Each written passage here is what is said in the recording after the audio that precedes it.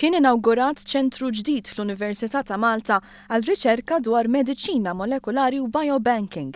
ċentru ta' 25 laboratorju mill-iktar modern u bl-apparat meħtieġ għal riċerka estensiva fuq il-ġenetika Maltija.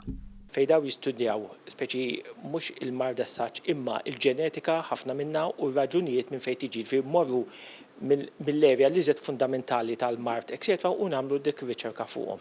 Iċ-ċentru kien possibbli grazzi għal investiment ta' 6 miljun u 500,000 euro mill-Ministeru għall-Edukazzjoni u l-Università ta' Malta. Il-post qed jipprometti li jkun eżempju lil bqija tal-Università fejn tidħol riċerka ta' studenti f'livelli ta' postgraduate u dottorat.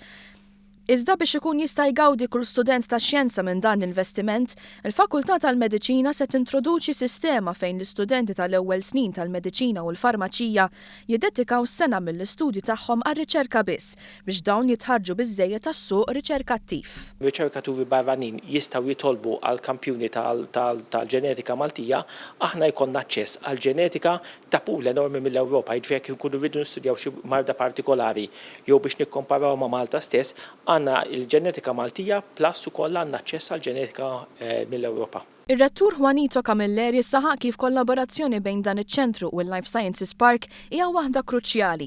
Dan għaliex iċ-ċentru se jipprepara lill-istudenti għat-tip ta' riċerka li tkun mitluba ssir fil-park, speċjalment jekk waqt l-istudji tagħhom dawn jipproduċu informazzjoni li l-qasam mediku f'Malta jista' jibbenefika minnha. Jekk ikollhom xi ħaġa jew xi parti mill-riċerka li tista' tkun applikabbli li tista' ddaħħalha fl-industrija biex jipproduċu mediċini u dal-affarijiet, għandna speċifikament dak il-Life Sciences u nixtiequ li minn hawnhekk imorru Life Sciences ikomplu jiżviluppaw il-prodott li jkunu sabu biex imbagħad ovvjament ikunu nistgħu nibbenefikaw kemm għal Malta, għal pazjenti Maltin kif ukoll għal barranin ukoll. Filwaqt li feraħ lir-riċerkaturi li se jiggwadanjaw minn dan iċ-ċentru, il-Ministru għall-Edukazzjoni Evarist Bartolo nnota kif dan ma kienx proġett faċli minħabba n-numru ta' riżorsi li kien hemm bżonn.